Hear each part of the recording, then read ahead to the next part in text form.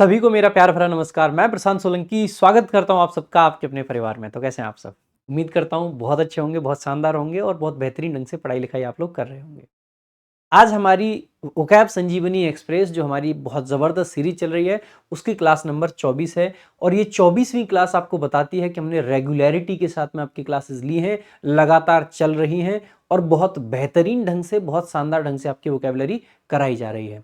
इस क्लास में, इस सीरीज में और इस चैनल पे हम बहुत सारी और भी इनोवेटिव आइडियाज़ के साथ में बहुत सारी चीज़ें करने वाले हैं। इस चैनल से जुड़े रहिए, लगातार लगे रहिए और ज़्यादा से ज़्यादा सपोर्ट कीजिए। आप खुद लगातार वीडियोस देखिए, ज़्यादा से ज़्यादा सीखिए, अपने जानने वाले, अपने पहचानने वाले, अपनी लाइब्रेरी में, अपने आस पड़ोस में जो भी आपके मिलने वाले हैं सभी को बताइए वोकैब वंडर्स के बारे में और ज़्यादा से ज़्यादा लोगों को चैनल पे जोड़िएगा। आज क्लास नंबर 24 है और ईडियम्स की ये क्लास नंबर 4 है। ये ईडियम्स आपको वोकैब संजीवनी जो हमारी किताब है दिस बुक, इसके पेज नंबर 6 पे मिलते हैं। बहुत ज़बरदस्त, बहुत शानदार किताब है। अभी ये आउट ऑफ स्टॉक हो गई थी, काफ़ी सारे बच्चों ने ली तो आउट ऑफ स्टॉक हो गई थी, लेकिन अभी स्टॉक में वापस आ गई है। सो बुक स्केप पे 187 में और फ्लिपकार्ट और अमेजोन पे भी ये किताब अवेलेबल है, आप जाके ऑर्डर कर सकते हैं। बुक स्केप पे थोड़ा सा आपको सस्ते पैसे में मिल जाती है, कम पैसे में मिल जाती है, तो आप वहाँ से ऑर्डर करें, प्रेफर करें वहाँ से करना, ठीक है। वहाँ पे डिलीवरी चार्ज भी कोई नहीं लगता है। तो भाई शुरुआत करेंगे आज की क्लास की और आज की क्लास का जो पहला ईडियम है without wasting any time, idiom है आपका to save your breath. To save your breath, देखो भाई ध्यान देंगे ये दो शब्द होते हैं। पहले तो होता है, एक होता है ब्रीद। क्या होता है? ब्रीद। ब्रीद आपकी एक वर्ब होती है, ध्यान देंगे इसमें पीछे ई रहता है और इसका प्रोनाउंसिएशन ब्रीद होता है। और एक आपका जो ईडियम होता है दैट इज ब्रेथ। क्या होता है? ब्रेथ। ये आपका नाउन होता है, ठीक है। ब्रीद का जो मीनिंग होता है मेरे भाई, ब्रीद का मतलब होता है सांस लेना। क्या होता है? सांस लेना। और ये जो ब्रेथ है इसका मतलब होता है सांस, ठीक है। ये नाउन है आपका। तो ये दोनों ईडियम्स आपको बड़े अच्छे से पता होने चाहिए मेरे भाई। ये मतलब सॉरी, ये दोनों वर्ड्स नॉट ईडियम्स, ठीक है। ये दोनों ही शब्द आपको अच्छे से पता होने चाहिए कि क्या क्या इनके मीनिंग है और किस तरीके से इनको हमें यूज करना होता है। तो ये दोनों ही क्या है आपके, एक नाउन है, एक वर्ब है। इन दोनों के बारे में आपको अच्छे से पता होना चाहिए, ठीक है। अरे भाई सेलेक्ट हो जाए यार, ऐसे मत कर, गड़बड़।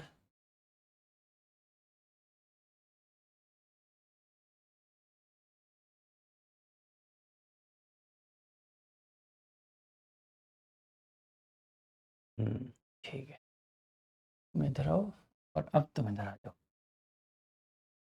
ठीक है। चलो भाई, तो ये दोनों, अब देखो ये ईडियम को देखो, इसको हम अक्सर करके कब यूज करते हैं? हमने कहा टू सेव योर ब्रेथ। इसको हम कब कहते हैं? जैसे मान लीजिए कोई पर्सन ऐसा काम कर रहा है जिसको करने की उसको जरूरत नहीं है, उसको करने में उसके एफर्ट्स खराब हो रहे हैं, उसको करने में उसकी एनर्जी खराब हो रही है, तो हम उसको बोल देते हैं save your breath. Save your breath यानी कि आपकी जो एनर्जी, भाई आपकी एनर्जी क्या है? सांसें। जब तक सांसें हैं तब तक एनर्जी है। तो आपसे हम ये कह रहे हैं कि सेव योर ब्रेथ। जैसे मान लीजिए अभी ये वैलेंटाइन टैलेंटाइन वीक चल रहे हैं, ठीक है। कुछ ऐसे स्टूडेंट होंगे जो कि अपनी एनर्जी गलत जगह पे लगा रहे होंगे और वो इधर उधर कभी फेसबुक पे कभी इंस्टा पे कोशिश कर रहे होंगे कि कुछ ऐसा मिले कि वैलेंटाइन अच्छा निकले, लेकिन मेरे भाई गलत जगह एनर्जी लगा रहे हो आप। Save your breath. Save your breath क्यों? आप अपनी एनर्जी लगाइए पढ़ाई पे, और अगर पढ़ाई बेहतरीन तरीके से कर ली तो एक नौकरी आपको जबरदस्त मिल जाएगी। और अगर एक नौकरी जबरदस्त मिल गई तो छोकरी जैसी चाहिए वैसी मिल जाएगी, कोई दिक्कत नहीं है, ठीक है। यानी कि शादी आपकी बहुत धूमधाम से, और जितनी धूमधाम से जैसे करनी हो वैसे हो जाएगी। बस नौकरी आपके पास में इंस्पेक्टर वाली होनी चाहिए, जबरदस्त वाली, ठीक है। तो ऐसे केस में मैं आपको क्या बोलूंगा? Save your breath. Save your breath यानी कि अपनी जो एनर्जी है उसको बचाओ और कैसी जगह पे लगाओ, जो कि काम मतलब ठीक जगह पे लगाओ, अच्छी जगह पे। तो ये मैं कब कह रहा हूं? जब कोई आदमी ऐसा काम कर रहा है जो कि बेकार का है, जो कि फ्यूटाइल है, जिसका कोई फल नहीं मिलना है। हो सकता है आज आप वैलेंटाइन के लिए किसी से बात कर लो, कुछ कर लो, लेकिन वो आपका परमानेंट सोल्यूशन तो है नहीं। अल्टीमेटली उसके खर्चे चलाने के लिए पैसे चाहिए और पैसे के लिए नौकरी चाहिए। तो बेसिकली वो आपका एक ऐसा काम है जो कि बेकार का है, जो आपको नहीं करना चाहिए। तो टू सेव योर ब्रेथ का मतलब होता है कोई व्यक्ति ऐसा काम कर रहा है जो उसको नहीं करना चाहिए। तो इसका मतलब होता है to make an effort that will be futile. ऐसा काम करना, ऐसा एफर्ट लगाना जो कि फ्यूटाइल होगा, जो कि व्यर्थ का होगा, उसी को बोल देते हैं basically to save your breath. To save your breath, ठीक है, टू सेव योर ब्रेथ। याद हो जाएगा भाई इडियम, बहुत कहानी समझा दी, बहुत सारा मोटिवेशन दे दिया, अब ये याद हो जानी चाहिए, है ना इडियम। नेक्स्ट देखेंगे अगला आपका, जैसे कि यहाँ पे देखो राहुल गांधी साहब कर रहे हैं। देखिए मैं मतलब राहुल गांधी साहब को वैसे मैं सलाह देने वाला कौन होता हूँ, मैं तो एक छोटा सा मास्टर, ठीक है। इनकी इतनी सारी टीम्स बैठी होंगी, लेकिन मेरे को हमेशा इनके लिए एक चीज़ फील होती है, ये कोशिश बहुत कर रहे होते हैं भाई साहब, लेकिन इस आदमी की ना एक कमी है, एफर्ट सही जगह पे नहीं लगता है। अगर सही जगह पे एफर्ट नहीं लगेगा, इनके एफर्ट गलत जगह पे लग रहे होते हैं। देश में इतने सारे मुद्दे हैं, देश के बेरोजगारी का मुद्दा है, इतने बेरोजगारी का मुद्दा इतना बड़ा मुद्दा है जिसको अगर विपक्ष उठाना चाहे तो विपक्ष आग लगा सकता है सरकार में। लेकिन विपक्ष क्या कर रहा है, जिस मुद्दे पे सरकार सबसे ज्यादा वोट ले जा रही है, सरकार किस मुद्दे पे वोट ले जा रही है, सरकार ने राम मंदिर बनाया, अच्छा काम है, हमने भी अप्रिशिएट करा उस काम को, सारी चीजें, लेकिन उस मुद्दे पे अल्टीमेटली सरकार वोट तो लेके जा रही है। आप चाहते हो कि वही काम करके आपको भी वोट मिल जाए? नहीं मिलेंगे भाई। आप एक जगह पूजा कर लोगे आपको वोट मिल जाएंगे क्या? राम मंदिर का 500-600 साल का मुद्दा, मतलब इतना बड़ा, जो इतने पुराने टाइम का मुद्दा उन्होंने सुलझाया है, तो उनको देंगे या आपके जस्ट पूजा करने से देंगे? गलत जगह एफर्ट लगा रहे हो। अगर आपको ट्रूली वोट चाहिए हो तो आप बेरोजगारी का मुद्दा उठाइए ना, आप स्टूडेंट एसोसिएशंस बना रखे हैं लोगों ने, उनसे मिलिए ना, आप आइए कभी मुखर्जी नगर में, इतने सारे टीचर्स हैं, सब कुछ है, आपको वहां से सपोर्ट भी मिलेगा, आपको लोगों की सहानुभूति भी मिलेगी, और इस बहाने लोगों को रोजगार भी मिलेगा। आप एक्चुअल में ऐसे मुद्दों पे क्यों नहीं बात करते? ये गलत जगह पे एफर्ट लगा रहे हैं। एफर्ट सही जगह पे लगाना बहुत जरूरी है, लेकिन अनफॉर्चुनेटली इनके पास में कोई ये कहने वाला नहीं है, Rahul ji save your breath. बात समझ आई भाई? याद रहेगा ईडीएम भी और राहुल गांधी जी भी, है ना। नेक्स्ट अगला आपका ईडीएम है टू बर्न योर ब्रिजेस। अब आपने अक्सर करके मूवीज में, पुरानी फिल्में जो हुआ करती थी वहां पे देखा होगा कि जैसे हीरो जा रहा है और हीरो के पीछे विलेन या उनके पूरे लोग भाग रहे हैं, तो हीरो क्या करता है, पीछे से पुल उड़ा दिया, अब नहीं आ पाएंगे, या विलेन उड़ा के चला जाता है, लेकिन हीरो तो क्रॉस कर देता है उसको हवा हवा में, वो बात अलग है। लेकिन जैसे मान लीजिए ये कोई ब्रिज है, ब्रिज का मतलब होता है मेरे भाई पुल कह सकते हैं आप, ठीक है। इस ब्रिज पे आप क्रॉस करके चले गए और इधर आप पहुंच गए, ये इधर पहुंच के आप बहुत अच्छे से मुस्कुरा रहे हैं, ठीक है, आप मुस्कुरा रहे हैं, लेकिन आपने क्या किया, आपने इस पुल में आग लगा दी। मेरे भाई वापस कैसे जाओगे? अगर आपने अपने ब्रिज को बर्न कर दिया, क्योंकि आप तो पार हो गए हो, बेटा पार ही तो हुए हो, लेकिन वापस कैसे जाओगे? इसका वही मीनिंग होता है टू बर्न योर ब्रिजेस का, कि वापस जाने की सारी संभावनाएं खत्म कर देना, वापस जाने की, to eliminate the possibility of return, to eliminate the possibility of return, वापसी की सारी संभावनाएं खत्म कर देना। तो रिटर्न और रिट्रीट, रिट्रीट का मतलब भी होता है वापस जाना, तो रिटर्न या रिट्रीट की सारी संभावनाओं को खत्म कर देना, यही होता है इसका मीनिंग। तो to burn your bridges, to burn your bridges भाई याद रहेगा भाई, भूलना नहीं है, कोई भी शब्द ऐसा नहीं होना चाहिए जिसको आप भूल जाएं, ठीक है। आपको डायलॉग्स याद रखने हैं कि मैं आपको भूल जाऊं ये हो नहीं सकता, और तुम मुझे भुला दो ये मैं होने नहीं दूंगा, ठीक है। तो मैं आपको भूल जाऊं ये हो नहीं सकता, और तुम वोकैब को भुला दो ये मैं होने नहीं दूंगा। आगे चलेंगे। A beast of burden, a beast of burden. अब बीस्ट ऑफ बर्डन क्या होता है? देखो भाई, बीस्ट का मतलब सामान्यतः बीस्ट एक एनिमल के लिए हम यूज कर लेते हैं, तो बीस्ट एक एनिमल, बर्डन का मतलब होता है मेरे भाई बोझा। क्या होता है? ओझा नहीं, बोझा। सो बीस्ट ऑफ बर्डन, तो इसका मीनिंग क्या बन जाएगा? एक ऐसा एनिमल जो बोझा लेके जाता हो, बस वही इसका मीनिंग है। So an animal that carries luggage, एक ऐसा एनिमल जो लगेज कैरी करता हो, लगेज लेके जाता हो, बहुत सिंपल है, ठीक है। वैसे ये नहीं है, देखो कैसे मासूम से, बताओ छोटे से पपी को क्या करवा रहे हैं यार ये लोग, कैसा जमाना आ गया बताइए आप। Next, to lose one's head. अब देखो, लूज वंस हेड, हेड का मतलब आप जानते हैं मस्तिष्क, एकदम माथा सटक गया है, माथा सटक गया है, खिसक गया है एकदम, तेरा माइंड खिसकेला है, यानी लूज यानी कि खो गया, ठीक है, कह सकते हैं। लूज यानी कि ढीला छोड़ दिया आपने, माथा एकदम ढीला छोड़ दिया, तो आपको क्या हो गया, गुस्सा आ गया, सेल्फ कंट्रोल आपने खो दिया। तो टू लूज सेल्फ कंट्रोल यानी कि आत्म संयम आपने खो दिया। तो आत्म संयम खोना ही बेसिकली होता है to lose self control, to lose self control, to lose self control. सो कंट्रोल उदय, कंट्रोल, याद है डायलॉग, ठीक है, तो यहीं से आप इसको याद रखेंगे। Next, a new kid on the block, यहाँ पे आर्टिकल ए भी आ जाता है कई बार, new kid on the block क्या मीनिंग होता है भाई? न्यू किड का मतलब है नया बच्चा आया कोई। आपने अक्सर करके मूवीज में, टीवी शोज में देखा होगा, जब कोई नया पर्सन किसी ग्रुप में आता है, उसकी रैगिंग वगैरह की जाती है और ऐसे ही बोला जाता है he is a new kid on the block. New kid on the block का मतलब है कोई ऐसा व्यक्ति जो किसी स्थान पे या किसी ग्रुप में नया शामिल हुआ है, someone new to the group और एरिया, किसी दल या जगह पर आने वाला नया व्यक्ति। नेक्स्ट देखेंगे आगे, ठीक है। अगला आपका इडियम है to cast someone adrift, to cast someone adrift. अब आपने एक चीज बार बार देखी होगी, मेरी बात को ध्यान से सुनिएगा मेरे भाई। जैसे मान लीजिए एक नदी है और उस नदी में नाव चलती है, बोट। आपने देखा होगा कि नदी के किनारे पे ऐसे करके खूंटे गड़े होते हैं कुछ, और बोट वाला उस बोट को उस खूंटे से बांध देता है, ठीक है। अगर आपने मूवीज देखी हैं या कभी नदी पे जाने का अवसर प्राप्त हुआ है तो वहां पे आपने ऐसा देखा होगा। वो क्यों करता है? क्योंकि नदी को सॉरी नदी को नहीं, नॉट नदी, मतलब बोट को, नाव को सहारे की जरूरत है। तो उस खूंटे से बांध के नाव को क्या दे दिया? सहारा दे दिया। नाव को क्या दे दिया? सहारा। अब देखो ये शब्द है ना एड्रिफ्ट, एड्रिफ्ट का मतलब है एकदम तैरता हुआ।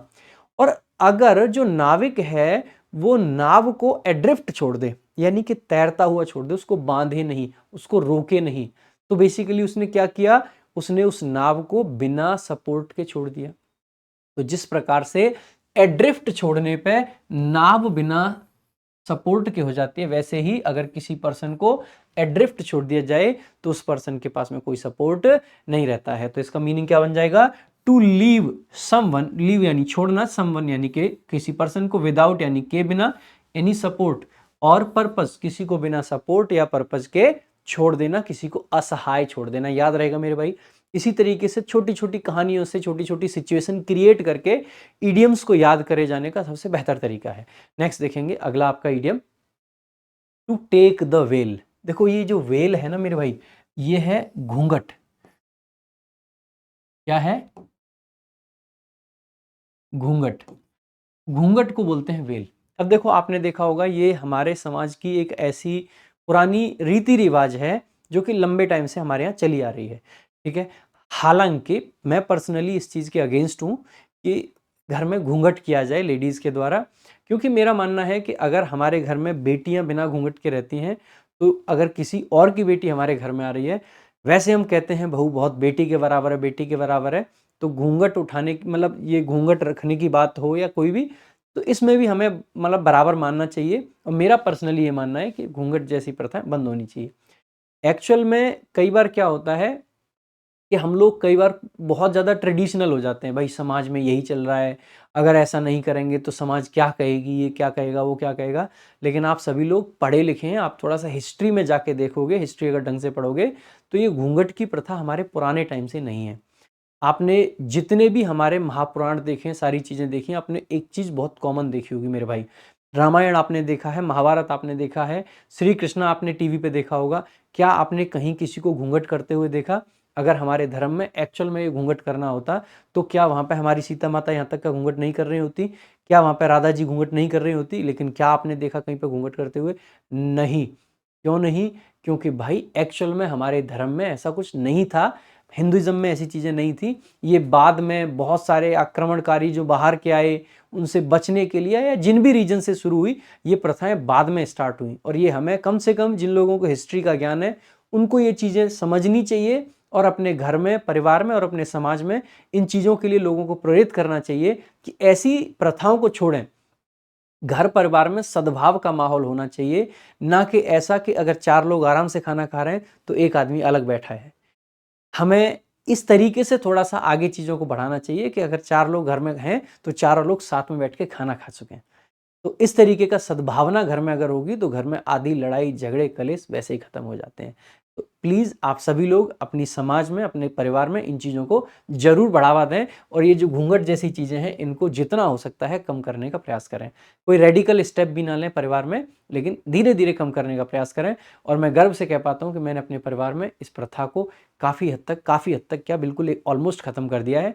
और आज हमारे परिवार में मतलब बड़े शांति से सारे लोग अच्छे से इस चीज़ को एक्सेप्ट कर पाए हैं। ठीक है, चलो भाई। So to take the well, to take the well हम कब यूज करते हैं? देखो हमारे यहाँ वेल यहाँ तक होता है, घूंघट पर्दा। लेकिन अगर हम बात करते हैं यूरोपियंस की, तो ये लोग पर्दा सिर्फ यहाँ तक मानते हैं। अगर यहाँ तक इन्होंने कुछ चीज रख ली तो वही। अब आपने देखा होगा अक्सर करके मूवीज में जो नन होती है ना, जिनको नन बोलते हैं, ठीक है, जो बेसिकली जो चर्च वगैरह में होती हैं, तो जो चर्च में, जैसे चर्च में एक तो मेल लोग होते हैं उनको फादर बोल देते हैं या मॉन्क बोल देते हैं, संत। तो जो नन होती हैं वो यहाँ तक घूंघट रखती हैं। वैसे वहाँ की मॉडर्न लड़कियां तो एकदम चुन्नी बुन्नी भी नहीं रखती हैं, कुछ नहीं करती हैं, और उसमें कोई बुराई नहीं है अगेन, ठीक है, लेकिन नन यहाँ तक रखती हैं। तो टू टेक द वेल का मतलब है अगर किसी ने यहाँ तक घूंघट रख लिया, इसका मतलब है कि वो नन बन गई। तो टू टेक द वेल का मीनिंग बन जाता है यहाँ से to become a nun, basically सन्यासिन या फिर बैरागिन बन जाना। तो to become a nun, become a nun, ठीक है। ये देखिएगा, ये नन आपको दिखाई दे रही है, इनका घूंघट यहां तक रहता है। तो अगर किसी ने ऐसा घूंघट भी रख लिया तो वो क्या बन जाता है? नन बन जाता है, सन्यासिन बन जाती हैं, ठीक है। ये लेडीज के लिए होता है। आगे देखेंगे to the manner born, to the manner born. देखो मैनर का मतलब होता है मेरे भाई तरीका, बॉर्न का मतलब होता है जन्म। कोई चीज ऐसे आप करो कि देख के लगे कि यार ये तो जन्म से कर रहा होगा। जैसे कि अगर सचिन तेंदुलकर जब कवर ड्राइव लगाते थे तो ऐसा लगता था कि ये तो यार जन्म से कवर ड्राइव लगा रहे हैं। यानी कि कोई काम में इतनी ज्यादा निपुणता होना कि देख के लगे कि जन्म से ये काम करता है, बस वही है। टू डू समथिंग एज दो it is coming naturally. Naturally का मतलब है कि वो चीज आपके नेचर में है, वो अंदर से आ रही है, ठीक है, उसके लिए एफर्ट आपको नहीं कर रहे हैं। अब ये काम नहीं करना है कि नींद को देख के ऐसे लगे आहा ये तो मेरे अंदर भरी हुई है, वो काम नहीं करना है। नींद आपकी मतलब आपके जीवन में सबसे बड़ा दुश्मन है आपका। अगर आपने आलस जीवन में नहीं छोड़ा तो भाई मेरे आप कुछ नहीं कर पाओगे। देखिएगा बहुत सिंपल सी बात है, जीवन बहुत बड़ा तो है नहीं, वही आजकल 60 65 70 साल का है। लेकिन एक बात समझिएगा, एक पर्सन है जो दिन में 6 घंटे सोता है टोटल 24 घंटे में से, और एक पर्सन है जो दिन में 8 से 9 घंटे सोता है। भाई ध्यान दीजिएगा, आप अगर 8 घंटे सो रहे हो, आपने अपने जीवन के डेली के 2 घंटे कम कर दिए। अगर आप 24 घंटे देखते हो उसमें से 2 घंटे आपने एक्स्ट्रा खराब करे हैं। यानी कि अगर सामने वाला 24 साल का है, मतलब अगर आप 24 साल के हो तो आप 24 साल में वो काम कर पाओगे जो आपके सेम आपकी एबिलिटी का आदमी, आपकी क्षमताओं का आदमी, आपके बराबर का आदमी 22 साल की उम्र में कर देगा, क्योंकि आप 2 घंटे एक्स्ट्रा सोते हो। हाँ, 6 घंटे मेडिकल साइंस भी कहता है कि 6 घंटे सो लेना चाहिए, उससे ज़्यादा नहीं सोना चाहिए। और जितना ज़्यादा आप सोओगे, जितना ज़्यादा आप आलस करोगे, जब भी आलस आए ना, बस एक चीज़ सोचना कि बेटा आलस तुझे आ रहा है, जो तेरे कंपटीशन में बैठी है ना दुनिया, उसको आलस थोड़ी ना आ रहा है, वो तो लाइब्रेरी में बैठ के पढ़ रहे हैं। और फिर भी आलस आ रहा है तो बस हिम्मत करके एक काम कर लेना, उठ के एक बार लाइब्रेरी तक चले जाना, वहाँ जाके देख लेना कितने लोग पढ़ने लग रहे हैं। और ऐसा मत करना किसी खाली लाइब्रेरी में चले जाओ, ऐसी लाइब्रेरी में जहाँ पे लोग पढ़ना चाहते हो, पढ़ते रहते हो। इसीलिए यही बात है कि मुखर्जी नगर के माहौल में और आपके घर के माहौल में बहुत फर्क है। आज भी इतना सारा क्राउड कोचिंग ऑनलाइन करता है लेकिन रहता आके मुखर्जी नगर है। क्यों? क्योंकि माहौल का फर्क है। क्योंकि घर पे आलस जब आता है ना उसको, तो अंदर से किक देने वाला कोई नहीं है, वहां पे चुपचाप सो जाता है। लेकिन जब मुखर्जी नगर में होता है ना, तो उसको दिखता है कि मेरे आसपास जो पीजी में लोग रह रहे हैं ना, सारे लाइब्रेरी में बैठे हैं, मैं इतना निठल्ला होके यहाँ पे अगर सोऊंगा तो मेरा जो टाइम है उसकी वैल्यू को कौन करेगा। बस यही फर्क आ जाता है। तो ध्यान दीजिएगा, आलस आपका सबसे बड़ा दुश्मन होता है। तो भाई ये सब नहीं करना है, आपको सोना नहीं है, जीवन में मेहनत करनी है। नेक्स्ट देखेंगे आगे, टू बाई अ लेमन। देखो भाई ध्यान दीजिएगा, इंग्लिश लैंग्वेज में जितने भी सब इडियम्स आपके लेमन से बनते हैं वो सामान्यतः नेगेटिव मीनिंग देते हैं, ठीक है। तो टू बाई अ लेमन का मतलब है कोई ऐसी चीज खरीद लाना जो बिल्कुल बेकार है, वर्थलेस चीज कोई खरीद लाना जिसका कोई वैल्यू ना हो, ऐसा। Two by something that is of much little value, बहुत कम वैल्यू की है, कोई ऐसी वस्तु खरीदना जिसका मूल्य महत्व बहुत कम हो। अब देखिएगा हमने यहाँ पे दे भी रखा है to to buy a lemon, तो बता दिया। एक आपका बनता है टू बी अ लेमन, अगर आप खुद एक लेमन बन जाओ। बी का मतलब होता है होना, अगर आप लेमन हो तो बेसिकली इसका मतलब क्या है, आप वर्थलेस हो, आपकी कोई वैल्यू नहीं है, आप नींबू हो, नींबू, ठीक है। Do me a lemon, do me a lemon का मतलब है अगर कोई एकदम से कहता है ना, आपने किसी को कोई ऐसी बात बताई जिसको विश्वास करने योग्य नहीं है, सामने वाला कहेगा डू मी अ लेमन, मतलब मैं नहीं बिलीव कर सकता ये।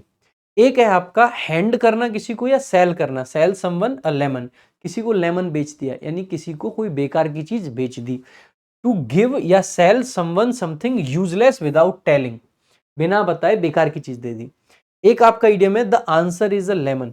आपने अक्सर करके एक उत्तर सुना होगा, जब हम लाइव क्लासेस ले रहे होते हैं तो बच्चे अक्सर कर कोई क्वेश्चन पूछ रहा है बिना बात का, फालतू का, सर इसका उत्तर बताओ, सर इसका उत्तर बताओ।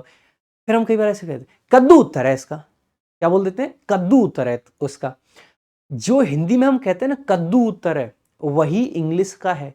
अगर इंग्लिश में कोई पर्सन कुछ ऐसा क्वेश्चन पूछता है जिसका आंसर एकदम बेकार है, मतलब जिसका आंसर बताना लॉजिकल नहीं है, तो आप उस क्वेश्चन का आंसर ऐसे करते हैं the answer is a lemon, कद्दू उत्तर है इसका, the answer is a lemon. तो the answer is a lemon का मतलब है अ डिसमिसिव आंसर, यानी कि क्वेश्चन को डिसमिस करने का आंसर है ये, टू एन अब्सर्ड क्वेश्चन। कोई ऐसा क्वेश्चन पूछ लिया जिसका आंसर देना वहां पर उचित नहीं है, तो उस क्वेश्चन का डिसमिस करने के लिए, जैसे हिंदी में बोल देते हैं कद्दू है आंसर, ऐसे इंग्लिश में बोल सकते हैं the answer is a lemon. याद रहेगा मेरे भाई। आगे देखेंगे अगला आपका इडियम। अगला इडियम है B my guest. B my guest बहुत सिंपल है। अगर आप किसी से कह रहे हो बी माई गेस्ट, इसका मतलब आप किसी से कह रहे हैं कि कोई काम है जिसके लिए आप कह रहे हैं प्लीज डू इट। किसी ने आपसे कहा कि सर मैं यहां बैठ जाऊं, बी माई गेस्ट। किसी ने कहा कि सर मैं आपका ये मार्कर थोड़ी देर के लिए लूं, बी माई गेस्ट, यानी कि please do it, go ahead, जाइए करिए, कोई दिक्कत नहीं है। जैसे गेस्ट के लिए होता है ना, घर में गेस्ट के लिए क्या होता है, भाई गेस्ट अगर घर में आया है तो इसका मतलब यह है कि आपकी सारी चीजें आपसे उसकी, अगर उसका मन करेगा वो जिस कमरे की तरफ देखेगा उस कमरे में आप उसको सिलाओगे। और नया नया कोई गेस्ट है तो फिर तो समझ लीजिए कि भाई साहब उसकी सेवा में लग जाइए एकदम। जो चीज़ उसको घर में सही लगेगी वो चीज़ उसके लिए आएगी। घर में सबसे बढ़िया तकिया जो है वो उसके लिए लगाया जाएगा, है ना, सबसे बढ़िया चीज़ें उसके लिए। तो बी माई गेस्ट का मतलब क्या है, जो भी है बस सब तुम्हारा है, बस ये लीजिए, अरे सब कुछ आप ही का तो है, कैसी शर्म इसमें, ठीक है, बस यही वाला सेंस है इसका, please do it, be my guest. Next, to have a nodding या फिर पासिंग या फिर स्लाइट एक्विंटेंस। एक्विंटेंस का मतलब कह सकते हैं आप भाई जान पहचान, जान पहचान, तू मेरी जान तू मेरी पहचान, वो वाली पहचान नहीं, जान पहचान। अब देखो और कुछ वर्ड्स यहाँ पे लिख रखे हैं, या तो नॉडिंग लिखा जा सकता है, नॉड एक वर्ब होती है, इसका मतलब पता है क्या होता है, ऐसे सर हिलाना। जैसे आपने अक्सर करके देखा होगा, ये इडियम ऐसे ही आया था, to have a nodding acquaintance with somebody. जैसे मान लीजिए आप रास्ते से जा रहे हो, सामने से कोई मिला, और भाई क्या हाल चाल, बढ़िया, बढ़िया, बस इतनी जान पहचान है। मतलब आप उसको पर्सनली नहीं जानते हो बहुत अच्छे से, बट जैसे मान लीजिए आप डेली पार्क में रनिंग करने जाते हो, कोई अंकल हैं या कोई पर्सन है जिससे आप बस डेली ऐसे ही सब बढ़िया सब बढ़िया, बस आप नाम भी नहीं जानते हो, लेकिन कई बार ऐसा होता है ना, तो सिर्फ उतनी जान पहचान। पासिंग का मतलब है बस अगल बगल से गुजर जाते हैं, पासिंग हो गया। स्लाइट का मतलब है थोड़ी सी जान पहचान, तो बस नॉडिंग, पासिंग या स्लाइट, तीनों में से कोई भी शब्द आ सकता है एक्विंटेंस के साथ। तीनों का मतलब यही है, नो समबडी और समथिंग स्लाइटली, किसी को बस नाम मात्र से परिचित होना, ज्यादा कुछ नहीं जानना, ठीक है, इतू सा परिचय होना। Next, to miss the bus. To miss, और क्या मिस कर दिया, द बस। इसको कई बार टू मिस द बोट भी बोल देते हैं, टू मिस द बस या टू मिस द बोट। इसका मतलब होता है आपने कोई मौका छोड़ दिया, आपके पास में मौका था लेकिन आपने छोड़ दिया, तो to miss the bus. To lose an opportunity, तो कोई मौका छोड़ देना, कोई मौका गंवा देना बेसिकली। नेक्स्ट, ठीक है, सो बस मिस कर दी यानी कि आपसे मौका निकल गया, ठीक है। Next, body and soul. Body and soul, देखो बॉडी यानी कि शरीर, और सोल इसका मतलब है आत्मा। इसका मतलब क्या है, अगर कोई काम अपनी अंतर आत्मा से कर रहे हैं, इसका मतलब है आप उसको कंप्लीट तरीके से कर रहे हैं, पूरे तरीके से, तो आप कह सकते हैं होली एंड एंटायरली। कोई चीज होल यानी कंप्लीट, एंटायर यानी कि कंप्लीट तरीके से आप कर रहे हैं, यानी पूर्ण रूप से, ठीक है। सो दैट्स एंटायरली इंटेंशनल, यानी कि कोई भी चीज जब हम कर रहे होते हैं बहुत मतलब मन से एकदम पूरे तरीके से, तो वही होता है बॉडी एंड सोल। अब देखो ये हमारी बुक का एक खास फीचर है, ये बार बार जो आपके सामने आ रहा है। क्या आप जानते हैं कुछ ईडियम्स जैसे कि बॉडी एंड सोल एडवर्ब की तरह यूज होते हैं। कैसे यूज होते हैं? एडवर्ब की तरह। और इनके मीनिंग को देखकर लगता है कि इनके साथ में प्रेपोजिशन विथ या लाइक का प्रयोग होना चाहिए या आएगा, लेकिन क्योंकि ये एडवर्ब है और एडवर्ब प्रेपोजिशन नहीं लेते हैं, इनके साथ में विथ या लाइक का प्रयोग नहीं करते हैं, इन पर एरर डिटेक्शन के प्रश्न पूछे जाते हैं। और कौन से ऐसे इडियम है? जैसे एक है हार्ट एंड सोल, लगभग सेम मीनिंग होता है। बैग एंड बैगेज यानी कि पूरी बिलोंगिंग्स के साथ। कैट एंड डॉग्स, बहुत तेज बारिश जब होती है। टूथ एंड नेल यानी कि पूरे दम से, पूरे ताकत से जब हम करते हैं कोई काम, ठीक है, तो मतलब पूरी तरह से कह सकते हैं, ठीक है। तो देखो ये ऐसे इडियम्स हैं जिनके साथ विथ या लाइक आपको नहीं लगाना होता। ये देखो ग्रामर का पॉइंट हमने वोकैब में डाल रखा है, बच्चे इसको अलग से रट्टा मारते रहते हैं, हमने चीज़ें बड़े व्यवस्थित ढंग से, भाई मैं आपको गारंटी देता हूँ कंटेंट वाइज अगर हमारी किताब को कोई किताब टक्कर क्या कोई आसपास भी टिक जाए ना, तो चैलेंज भाई, open open challenge content wise, ठीक है। प्रीवियस ईयर का इस तरीके का संकलन किसी ने आज तक नहीं करा होगा, ठीक है। कुछ लोग हमारी किताब को टारगेट भी करने लगे ये कह के कि कुछ लोग तो प्रीवियस ईयर को लिस्ट के तरीके से देख के किताब बना रहे हैं। अरे क्या आदमी है यार, प्रीवियस ईयर को लिस्ट के तरीके से, ये जो सिनोनिम एंटोनिम लिखे हैं ना इतने ढंग से, भाई कोई चीज़ एग्जाम ओरिएंटेड भी बनानी होती है ना। तो अगर किसी चीज़ को देख रहे हैं, कर रहे हैं, कुछ कर रहे हैं, तो क्रिटिसाइज करना इनफ नहीं है।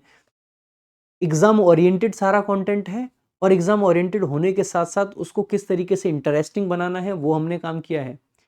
सिनोनिम्स में किस तरीके से प्रीवियस ईयर रहते हुए रिपीटेशन भी दी है, ये भी बताया कौन से एग्जाम में आया है, ये भी बताया है कि कितनी बार आया है, ये भी बताया है कि इसका मीनिंग इंग्लिश में क्या है, इसका हिंदी में क्या मीनिंग है। 3-3, 4-4, 5-5 सिनोनिम्स दिए हैं। भाई मेहनत करिए इस किताब पर, ठीक है। ये जस्ट एक प्रीवियस ईयर की लिस्ट नहीं है, ठीक है, तो ध्यान रखेंगे भाई। आगे देखेंगे। अब back seat driver, back seat driver कौन होता है मेरे भाई? बैक सीट ड्राइवर का मतलब होता है एक ऐसा पर्सन जो पीछे से इंस्ट्रक्शन देता है, एक ऐसा पर्सन जो बिना मांगे की सलाह देता है। A person who offers unsolicited, unsolicited कह सकते हैं बिना मांगे, अनसॉलिसिटेड एडवाइस, ऐसी एडवाइस जिसकी जरूरत नहीं है, वो एडवाइस देने वाला व्यक्ति, इसी को बोल देते हैं back seat driver. Back seat driver. Next, to give cold shoulder, किसी को कोल्ड शोल्डर देना यानी कि किसी को इग्नोर मारना। ये इसका भी ओरिजिन हमने दे रखा है, दिखाएंगे अभी। इग्नोर या अवॉइड या भी अनफ्रेंडली टुवर्ड्स समवन, इसको कोल्ड शोल्डर समबडी वर्ब करके भी यूज कर लेते हैं, और to give somebody cold shoulder करके भी इसको यूज कर लेते हैं, ठीक है, दोनों तरीके से। शोल्डर का एक मीनिंग मीट भी होता है, आगे के लेग्स का जो, मतलब आगे के लेग्स क्या, मुर्गी के तो 2 ही लेग्स होते हैं, गलती से आगे का लेग्स लिख दिया मैंने, ठीक है। ऑनेस्टली यहाँ पे गलती है, देखो मानने को तैयार हूँ, मैं बड़ा सिंपल आदमी हूँ, अगर गलती होगी तो गलती मानेंगे, ठीक है। ध्यान ही नहीं दिया कि मुर्गी के तो 2 ही लेग्स होते हैं यार, 2 ही तो होते हैं आई गेस, है ना। सो मिडाइवल इंग्लैंड में जिन लोगों को, मतलब जिन लोगों का वेलकम किया जाता था, उनको हॉट या वार्म मीट दिया जाता था। आप सभी जानते हैं कि इंग्लैंड साइड में, मतलब वहाँ पे बहुत ठंड रहती है, तो वहाँ पे जितनी वार्म चीज़ें दी जाती हैं वो अच्छी मानी जाती हैं, और जितनी कोल्ड चीज़ें दी जाती हैं वो खराब मानी जाती हैं, ठीक है। और जिन लोगों को इग्नोर करना होता था उनको कोल्ड ठंडा मीट दिया जाता था, और वो भी वो वाला मीट जो कि, जो वो है ना, जो पैर के ऊपर का है, वो वाला लेग के ऊपर का जो है, ठीक है, जो शोल्डर के ऊपर का है बेसिकली, ठीक है, वो वाला मीट दिया जाता था किन लोगों को, जिनको इग्नोर करना होता था। तो वहीं से एक इडियम बन गया, give someone the cold shoulder. तो अगर द कोल्ड शोल्डर यानी कि उसको ठंडा करके वो वाला मीट देना है, बस समझ जाएगा कि इग्नोर हो रहे हैं, यहाँ पे दोबारा नहीं आना है। तो यहीं से आपका इडियम बना टू इग्नोर या फिर अवॉइड समबडी, ठीक है। तो इसमें इसको वर्ब की तरह कोल्ड शोल्डर समवन का भी यूज कर सकते हैं। इतने अच्छे से ये चीजें इसमें दे रखी हैं भाई, ठीक है। आगे देखेंगे, to meet one's Waterloo. To meet one's Waterloo का मीनिंग क्या होता है मेरे दोस्त? टू मीट वंस वाटरलू का मतलब होता है बेसिकली फाइनली पराजित हो जाना। और ये भी इडियम आपने अगर नेपोलियन बोनापार्ट की कहानी पढ़ी है तो वहां से पता होगा आपको, to be badly defeated in a contest, बुरी तरह से हार जाना, बुरी तरह से हार जाना। नेपोलियन बोनापार्ट फ्रांस का एक मिलिट्री कमांडर था, ठीक है, जिसने बहुत सारे युद्ध जीते, मगर वाटरलू के युद्ध में वह हार गया। वहीं से इडियम बना टू मीट वंस वाटरलू, इसका मतलब होता है बेसिकली हार जाना, ठीक है, बहुत सारे, जो ड्यूक ऑफ वेलिंगटन था और ड्यूक ऑफ वेलिंगटन के अगेंस्ट इनका युद्ध था जिसको ये हारे थे। ठीक है, मैंने काफ़ी वर्ल्ड हिस्ट्री वगैरह पढ़ी है, लेकिन चीज़ें ना टाइम पे उतना प्रॉपर दिमाग में नहीं रहती हैं। ठीक है, लेकिन हाँ, वर्ल्ड हिस्ट्री क्योंकि मैंने तैयारी करी थी एक टाइम पे, तो उस टाइम पे मैंने सब पढ़ा था ये। ठीक है, नेक्स्ट देखेंगे भाई। अच्छा, आज की क्लास में इतने ही है। तो ये है आपकी भाई वोकैब संजीवनी, इससे इतने बेहतरीन कंटेंट के जिसको हम पढ़ा रहे थे। ये किताब 187 में बुक स्केप पे अवेलेबल करा दी गई है, बीच में आउट ऑफ स्टॉक हुई थी, अब नहीं आउट ऑफ स्टॉक। ठीक है, बाकी फ्लिपकार्ट पे, अमेजोन पे, दोनों पे अवेलेबल है। बहुत सारे बच्चों के जीवन की सबसे बड़ी समस्या है कॉम्प्रिहेंशन, और कॉम्प्रिहेंशन पे ना के बराबर कंटेंट है मार्केट में। हमने कॉम्प्रिहेंशन पे एक किताब लिखी है जिसमें कॉम्प्रिहेंशन की थ्योरी है, बहुत सारी प्रैक्टिस है, इसमें क्लोज टेस्ट भी है मेरे भाई, इसमें पैसेज भी है और इसमें PQRS भी है। बहुत ज़बरदस्त तरीके का कंटेंट है। टाइटल कैसे निकालते हैं पैसेज का, टोन कैसे निकालते हैं, थीम कैसे निकालते हैं, सब चीज़ें हैं इसमें। काफ़ी ज़्यादा प्रैक्टिस भी है, लगभग 500 पेजेस की ये किताब है, और इसको सिर्फ और सिर्फ हमने लगभग 290-295 रुपए में बुक स्केप पे, अमेजोन, फ्लिपकार्ट पे अवेलेबल करा रखा है। आप कॉम्प्रिहेंशन के लिए इस किताब के अलावा कुछ नहीं दो, आप दूसरा प्रेफर करें। PQRS का खास करके इसमें ऐसी ट्रिक्स दी गई हैं जिनके माध्यम से आपका PQRS कभी गलत नहीं होगा। ठीक है, और पैसेज का तो कंटेंट है ही जबरदस्त। क्लोज टेस्ट का जो प्रैक्टिस वाला पार्ट है वो इससे बेहतर अगर कहीं आप दिखा दें तो ओपन चैलेंज। ठीक है, बाकी भाई जो बच्चे बैच के बारे में पूछते हैं, ये हमारा बैच है, ये लाइफ टाइम वैलिडिटी के साथ में इंग्लिश का रिकॉर्डेड बैच है। इस बैच में आपको हर एक चीज मिलती है, अपडेटेड सीट्स हैं सारी की सारी, बहुत सारा प्रैक्टिस मटेरियल मिलेगा, PYQs मिलेंगे, क्विज मिलेंगे, टेस्ट मिलेंगे, और सिर्फ ये सब कुछ आपको सिर्फ और सिर्फ 699 में मिलता है। ठीक है, बाकी हमारे लाइव बैचेज भी RG विक्रमजीत ऐप पे आते रहते हैं, ये हमारा ऐप है, इसको आप डाउनलोड करें। इस पे आपको बहुत सारे क्विज मिलेंगे, बहुत सारी चीजें मिलेंगी, और इसी पे आपको ये बैच इंग्लिश का VOD बैच यानी रिकॉर्डेड बैच, और आपको लाइव बैच भी इंग्लिश का यहीं पे मिलता है। तो आप ये एप्लीकेशन डाउनलोड करके ये आप बैच चेकआउट कर सकते हैं। बहुत अच्छे से इसमें चीज़ों को करा रखा है हमने, बहुत शानदार तरीके से समझाया गया है। ठीक है, बाकी भाई कैसी लगी क्लास जरूर बताना कमेंट बॉक्स में। वोकैब वंडर्स आपका टेलीग्राम चैनल है, इसको आप जरूर सब्सक्राइब कर लें। इस पे हम डेली आपको द हिंदू को हिंदी में करके दे रहे होते हैं। इंग्लिश बाय प्रशांत सर, ये भी हमारा एक दूसरा टेलीग्राम चैनल है, आप इसको भी जरूर सब्सक्राइब कर लें। बाकी भाई क्लासेस को ज़्यादा से ज़्यादा शेयर करें, चैनल को सब्सक्राइब करें। मिलेंगे कल की क्लास में। Thank you so much. जय हिंद, जय भारत।